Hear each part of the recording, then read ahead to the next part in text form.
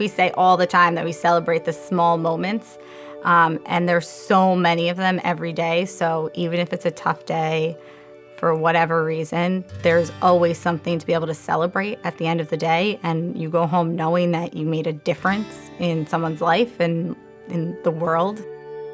The stuff that happens here changes their lives. The earlier you can start getting some of these kids with special needs help, the better their life's going to be in the long run. Dear Farmer Brown, the barn is very cold at night. We'd like Nothing that we do in the world of education is done in isolation. It is always a component of a team.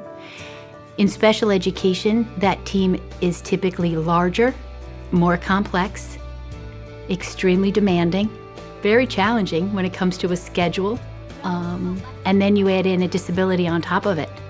And it really does take a very special individual to be able to accommodate all of that, support it, respect it in the life of a child, and then help a family navigate through that journey. At first, he couldn't believe his ears. Cows that type. To be able to provide the same curriculum for not only a range of grade levels, but a range of disabilities is extremely challenging. Mel and I spend the majority of our mornings and preps and lunch figuring out the schedule to make sure that the students are grouped depending on ability, depending on what they need to know on their goals and objectives, and based on personality. She has really been able to create a schedule that works between both classrooms. I started writing everything down. I started using markers.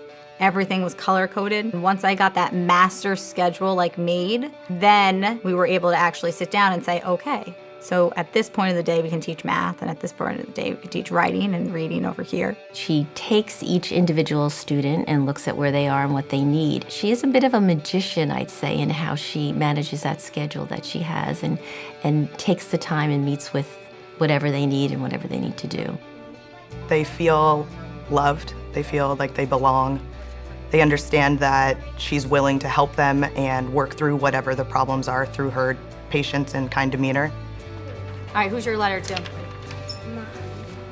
Dear Mommy, we're writing. If school is a fun place to be, an inviting place to be, if at home school is important, then kids will more likely have a positive outlook and try harder at school and become more educated people, which then makes our society a better place. Mel has applied for some grants available through NJEA to bring some unique experiences to her students and their parents, one of which is right outside the Summit Education Association Community Garden. The students come with their parents to learn about healthy eating, to plant the vegetables, to maintain the garden. All the work in the garden is done by the kids. The garden pulls in so many curriculums. It's definitely science, the plant life cycle, and the parts of the plants. And then there's the social community aspect of it. Parents and kids have a responsibility and ownership of the garden in the summer especially.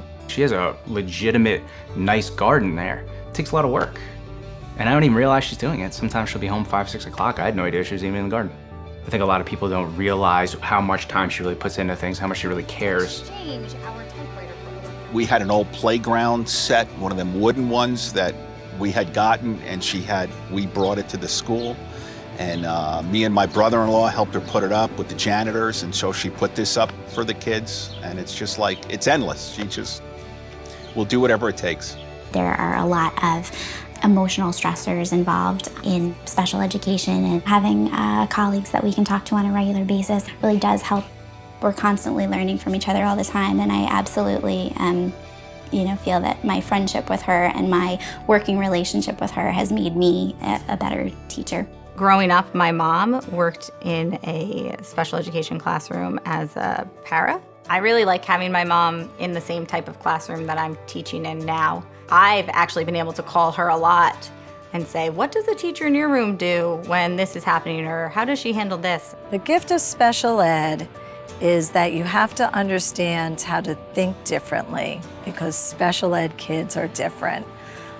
They have a unique way of seeing things. I'm so proud of what Melanie has done in her school as a teacher and in her association.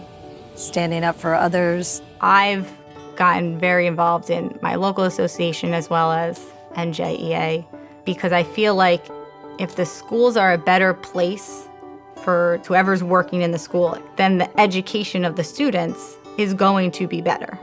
It's not a job for her. It's her calling. It's how she spends her life and how she lives her life and how she wants to just make a better place for her students. She is a superhero for her students, for her colleagues in this building, for the NJA members she's networked with across the state. Mel is definitely an inspiring teacher.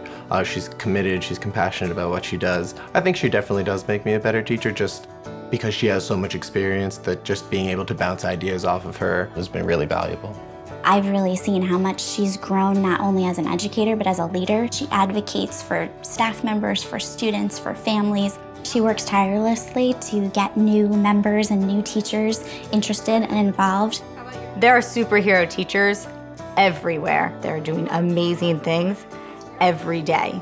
And amazing things don't necessarily have to be like huge involved grant writing projects. You know, there are teachers who are just buying boxes of cereal and have them in their classroom because they know their kids don't have food at home. I think it's great to celebrate the good that we do instead of always having to fight back against the latest headline in the news about education and our failing schools, because our schools are not failing. Our schools are filled with superheroes all over the place.